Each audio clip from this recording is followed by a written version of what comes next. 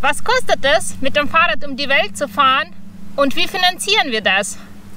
Eine der meistgestellten Fragen, die wir von euch bekommen, und im heutigen Video wollen wir einmal diese Fragen beantworten und genau aufzeigen, was 4 Jahre Fahrradweltreise gekostet haben, wie wir das Ganze finanzieren und einmal unsere kompletten Online-Einnahmequellen auflisten.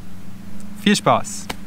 Die Kombination aus Fahrradfahren, Zelten und Kochen mit dem Campingkocher ist natürlich die günstigste Art zu reisen. Man hat keine Transportkosten, man hat kaum Hotelkosten, man zahlt keine Steuern fürs Auto, man hat keine Kosten für Benzin, kaum Restaurants, Besucher, weil man selbst kocht. Ja, also sehr, sehr niedrige Kosten, die sich eigentlich im Endeffekt größtenteils auf eine Krankenversicherung und Essen kaufen auf dem Markt belaufen. Und was das alles für einzelne Punkte sind, natürlich gibt es noch ein paar andere, gehe ich jetzt einmal Stück für Stück durch und sage, wie viel Geld wir dafür ausgegeben haben. Dafür haben wir hier auch den Laptop stehen, damit wir die ganzen Zahlen ablesen können, weil merken können wir sie uns nicht. Also, es geht los mit den Fixkosten pro Monat. Das sind 125,70 €. Darin sind enthalten unsere Krankenversicherung, auf die wir später auch noch mal kurz zu sprechen kommen, und unsere Haftpflichtversicherung sowie die Kosten für unsere Internetpräsenz. Dazu kommen dann die laufenden Kosten, die größtenteils beinhalten, Nahrungsmittel zu kaufen, ab und an Wasser zu kaufen, Hygieneartikel zu kaufen.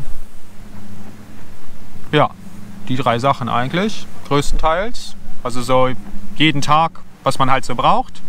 Das sind insgesamt auf der gesamten Reise 13.877 € gewesen. Und runtergerechnet auf die monatlichen Kosten sind das 286,40 €. Wir gehen das jetzt alles nach und nach durch. Und zum Schluss gibt es dann noch einmal die Gesamtzahlen auf Monat und Jahr runtergerechnet. Viele Zahlen, ja, ich weiß, aber wir kriegen das hin. Nächster Punkt, Ersatzteile. Also an unseren Fahrrädern ist ab und an auch mal was kaputt gegangen und da brauchten wir dann Ersatzteile. Das sind insgesamt 939 € gewesen. Zusätzlich brauchten wir auch noch neue Ausrüstung zwischendurch, mal, was weiß ich, eine neue Kamera, mal neue Klamotten, mal ein neues Zelt, alles Mögliche. Das hat sich auch durchaus gut summiert auf insgesamt 6.618 €. Dann, nächster Punkt, obwohl wir ja mit dem Fahrrad fahren, haben wir trotzdem auch Kosten für Transport und insbesondere Flüge. Also wir sind ab und an mal mit dem Zug gefahren und wir sind ab und an mal Bus gefahren und wir haben ab und an mal Fähren genommen und wir haben auch 1, 2 Flüge gemacht, um zwischen Ländern hin und her zu kommen, die nicht anders irgendwie zu erreichen sind. Zum Beispiel von der Türkei nach Israel und vom Oman nach Indien und von Südkorea nach Mexiko sind wir geflogen. Insgesamt haben wir dafür auch 6.645 € ausgegeben. Dann Unterkünfte. Ja, obwohl wir auch meistens im Zelt schlafen, nehmen wir uns hier und da auch mal ein Hotel oder einen Campingplatz. Insbesondere in den letzten 1, 2 Jahren, wo wir intensiv auch angefangen haben, an unserem YouTube-Kanal, an unserem Blog, an unserem Online-Business zu arbeiten, haben wir gemerkt, dass es aus dem Zelt heraus doch recht schwierig ist und dementsprechend haben wir da in diesen letzten 1, 2 Jahren dann vermehrt auf Hotels oder Hostels zurückgegriffen. Insgesamt haben wir auf unserer Reise 5.385 € für Unterkünfte ausgegeben. Nächster Punkt, Visa. Ja, also ein paar Länder sind visafrei oder bei ein paar Ländern kostet das Visa nichts, aber insgesamt summiert sich das dann doch schon auf 1.803 € für Visa, die wir während unserer Reise beantragt haben. Dazu haben wir auch ein separates Video nochmal, falls es dazu Fragen gibt, unten in der Videobeschreibung. So, das waren die einzelnen Kostenpunkte und dann kommen wir auch schon zu den Gesamtkosten, die sich für 4 Jahre Fahrradweltreise auf 41.717 € belaufen. Wohlgemerkt alles für 2 Personen. Runtergerechnet auf das Jahr sind das 10.429 € pro Jahr für 2 Personen. Auf den Monat heruntergerechnet 860,90 € und auf den Tag heruntergerechnet 28,30 €, also ungefähr 14 € pro Tag pro Person, all-inclusive Fahrradweltreise. All-inclusive Fahrradweltreise. Das ist ein neuer Begriff, das hört sich gut an. Hört sich gut an, ne? So, jetzt kommt aber noch eine Sache dazu. Und zwar, um diese Reise zu starten, braucht man natürlich ein Fahrrad und ein bisschen andere Ausrüstung. Da das sehr individuell ist, haben wir das da jetzt erstmal noch nicht mit reingerechnet, aber jetzt rechnen wir es nochmal mit rein. Und zwar müssen wir hier kurz in meinem Telefon gucken, da habe ich die Zahlen alle geschrieben. Wir haben vor der Reise eigentlich unsere komplette Ausrüstung neu gekauft, weil es unsere erste richtige Fahrradreise ist und wir eigentlich so gut wie gar nichts hatten. Dementsprechend haben wir uns Fahrräder gekauft, wir haben uns Zelt gekauft, Kameraequipment, Schlafsäcke, Klamotten, Camping-Kochausrüstung, unterschiedliche Elektronik, Powerbanks und Laptops und alles. Und wir haben insgesamt dafür 9.168 € investiert. Das bedeutet, wenn man das jetzt auf die Gesamtkosten für diese Reise noch dazu rechnet, stehen wir bei insgesamt 50.885 € für 4 Jahre Fahrradweltreise, wirklich all-inclusive.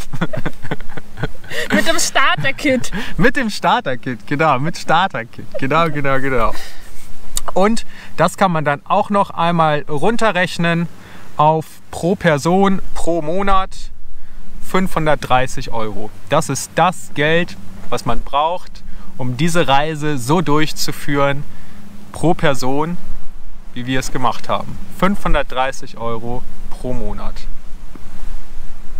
Ja, aber das Geld muss natürlich auch erstmal da sein und irgendwo herkommen. Und damit kommen wir zu der nächsten Frage. Wie finanzieren wir das denn? Wo bekommen wir diese 530 € pro Monat pro Person her, wenn wir doch eigentlich den ganzen Tag nur Fahrrad fahren?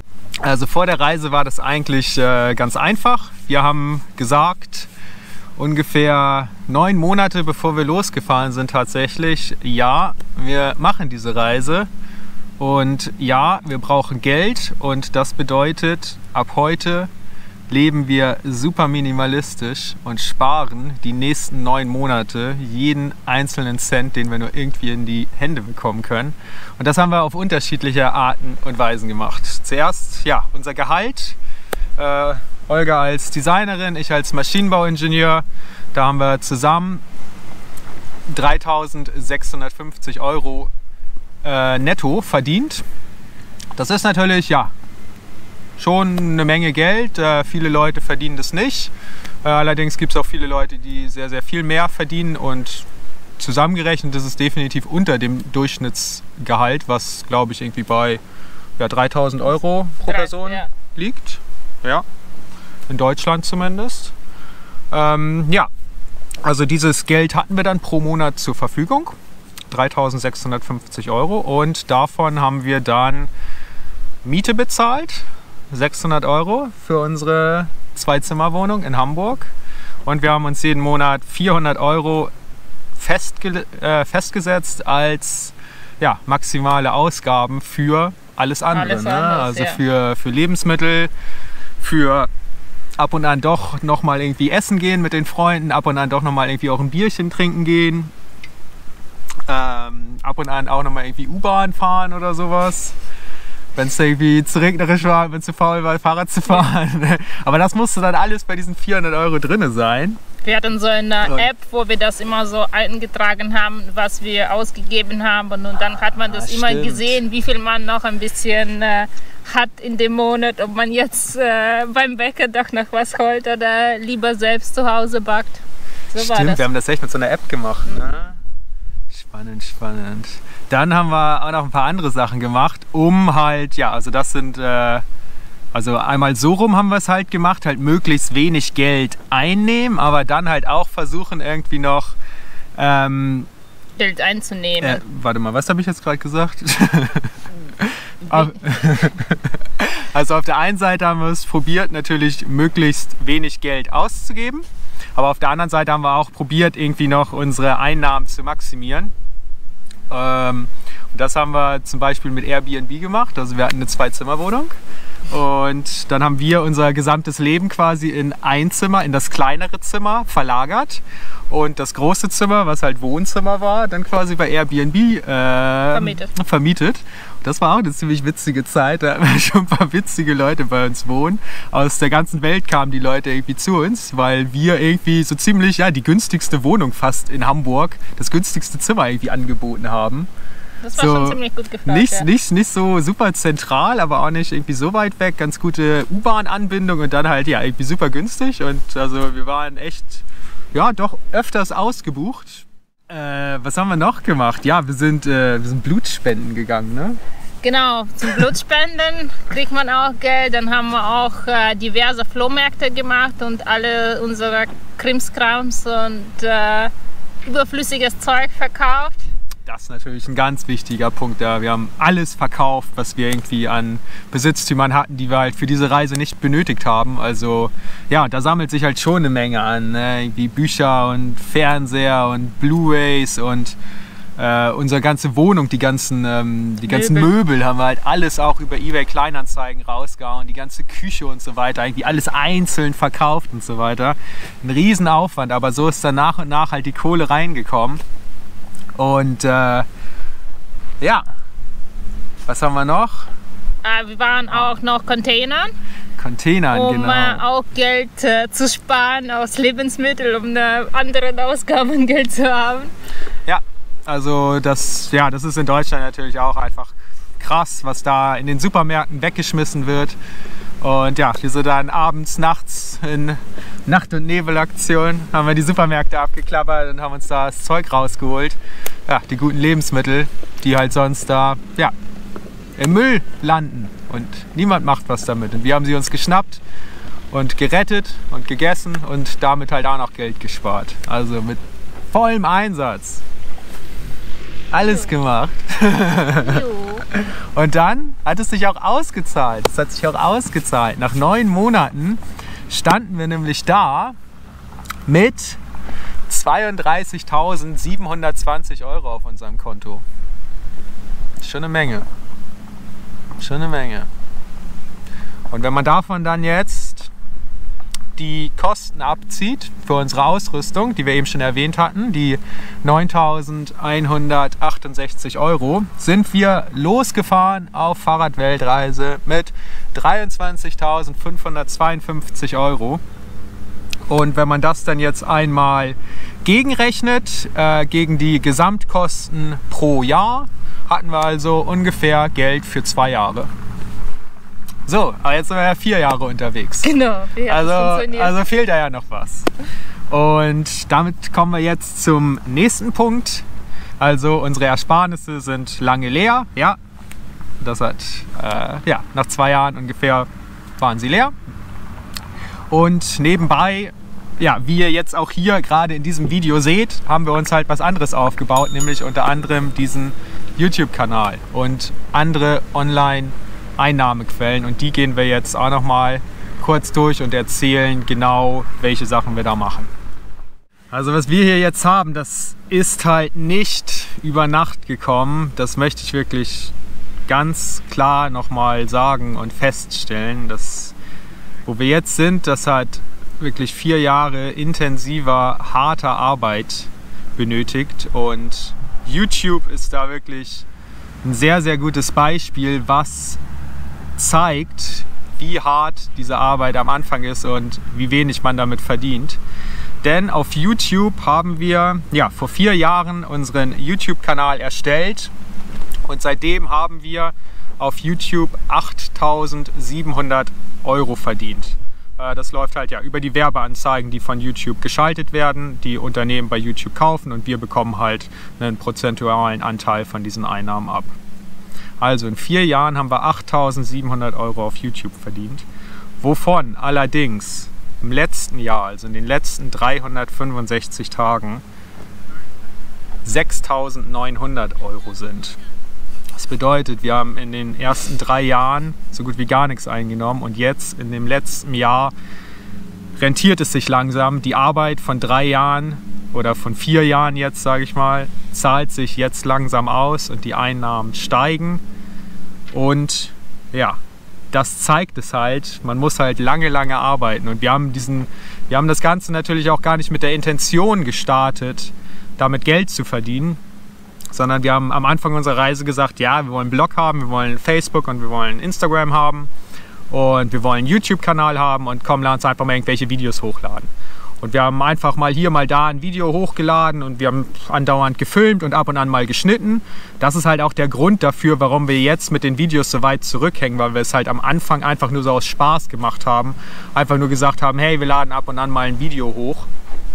Und irgendwann nach einem halben Jahr oder sowas haben wir dann auf einmal irgendwie gesehen, sodass man die Videos auch irgendwie monetarisieren kann, dass man damit Geld verdienen kann. Und dann haben wir irgendwann auf einmal in einem Monat so 5 € oder so auf YouTube verdient. Und wir so, ja geil, 5 €, voll cool. Können wir uns hier einmal irgendwie einmal Pizza kaufen oder einmal ins Café gehen oder sowas. Ja, ein paar Monate später waren es dann vielleicht 10 € und dann ein Jahr später waren es dann vielleicht irgendwie 40 oder 50 € pro Monat.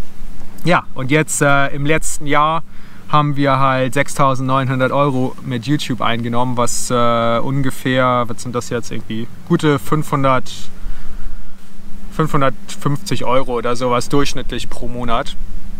Und ja, das ist halt eine der Einnahmequellen, die wir haben. Des Weiteren haben wir unterschiedliche Affiliate-Marketing-Programme laufen. Also wir haben zum Beispiel unsere gesamte Ausrüstung, kennt ihr vielleicht auf unserem Blog, unsere Ausrüstungsliste. Die haben wir komplett mit Affiliate-Links ausgestattet. Bedeutet, die Leute können unsere Ausrüstung sehen, alles was wir dabei haben und direkt auf die Links klicken und die gehen dann direkt zu Amazon oder zu Globetrotter. Und da können die Leute das dann direkt kaufen und wir bekommen dann halt von Amazon bzw. Globetrotter eine Provision. Das gleiche haben wir auch für die Firma Wild, die T-Shirts und Kleidung aus Holzfasern herstellt. Die Sachen tragen wir auch. Der Pullover hier ist zum Beispiel von der Firma. Da haben wir halt auch einen Gutscheincode rausgefahren. Wenn die Leute mit diesem Gutscheincode einkaufen, bekommen wir halt auch eine Provision. Ähnliches haben wir noch mit der Firma Comdirect. Das ist eine Bank und da werben wir für die Kreditkarte. Da bekommt man halt eine Kreditkarte kostenlos, mit der man weltweit kostenlos Geld abheben kann und die nutzen wir auch und wir sind super zufrieden damit. Seit 4 Jahren nutzen wir diese Kreditkarte, 2 Stück haben wir davon, jeder eine. Und ja, wir können weltweit damit Geld abheben, kostenlos und deswegen werben wir auch dafür und auch da bekommen wir dann halt eine Provision, wenn die Leute ein Konto da eröffnen. Das gleiche auch für unsere Krankenversicherung, für unsere Reisekrankenversicherung. Wir haben von Hanse Merkur eine Auslandsreisekrankenversicherung. Für 5 Jahre läuft die maximal. Auch damit sind wir super zufrieden. Wir hatten schon gut ein paar Fälle, irgendwie mal beim Zahnarzt oder mal, was weiß ich, in Indien, als wir ein bisschen Magen-Darm-Geschichten hatten und so weiter, waren wir beim Arzt und im Krankenhaus. Und dann haben wir die Sachen eingereicht und wir haben das Geld sofort wiederbekommen. Also auch da sind wir super zufrieden und deswegen werben wir auch dafür. Und auch da bekommen wir halt eine Provision, wenn Leute über unseren Link diese Versicherung abschließen. Dann haben wir ein Buch geschrieben, wie ihr wahrscheinlich auch mitbekommen habt. Unser Buch über den Iran. Ein absolut erfolgreich. Also wir sind super zufrieden. Wir haben über 1000 Bücher verkauft. Besser kann es gar nicht laufen. Vielen Dank an jeden Einzelnen, der unser Iran-Buch gekauft hat. Ja, damit unterstützt ihr uns riesig.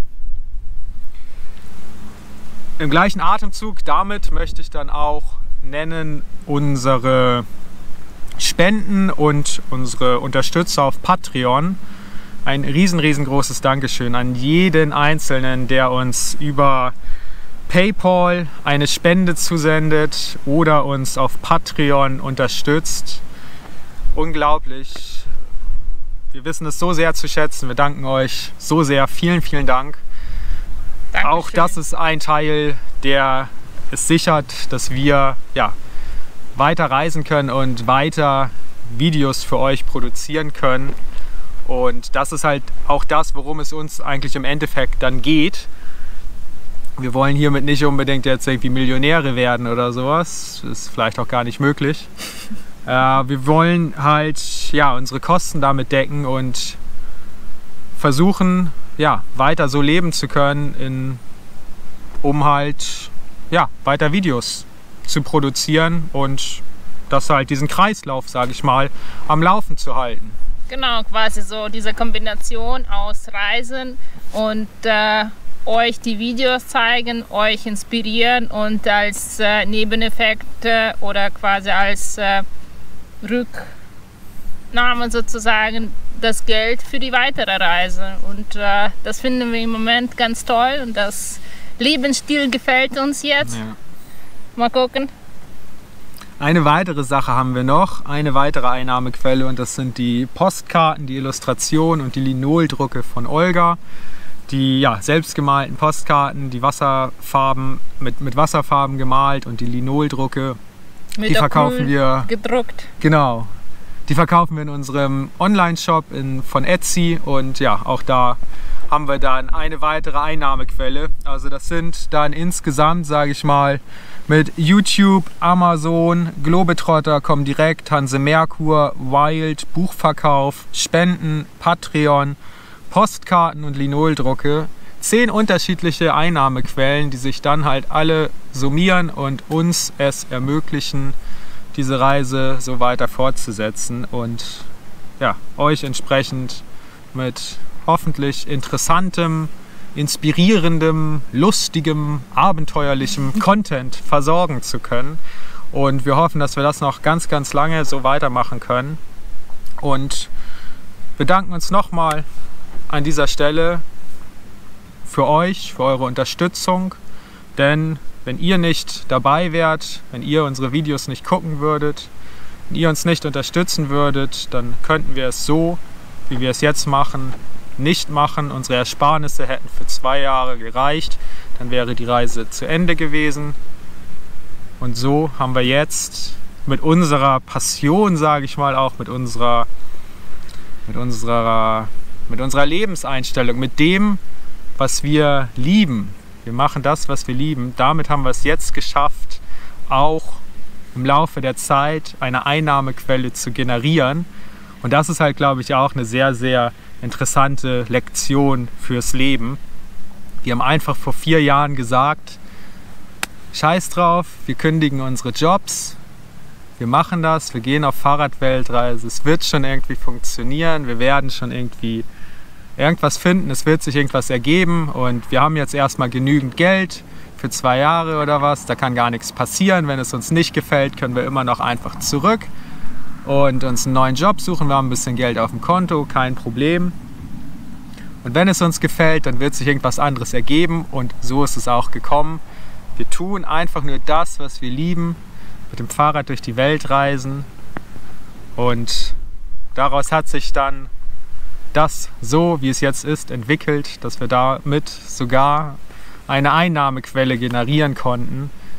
Einfach nur, indem wir das gemacht haben, was unser Herz uns gesagt hat, indem wir nicht in ein Büro gegangen sind und einfach 9 to 5 irgendeinen Job gemacht haben, der uns nicht gefällt und damit unser Geld zu verdienen, sondern wir haben einfach gesagt, wir wagen den Sprung ins kalte Wasser, tun das, was wir lieben und es wird schon funktionieren und ihr seht, es funktioniert. In dem Sinne, das war das Video. Hoffentlich konnten wir eure Frage beantworten.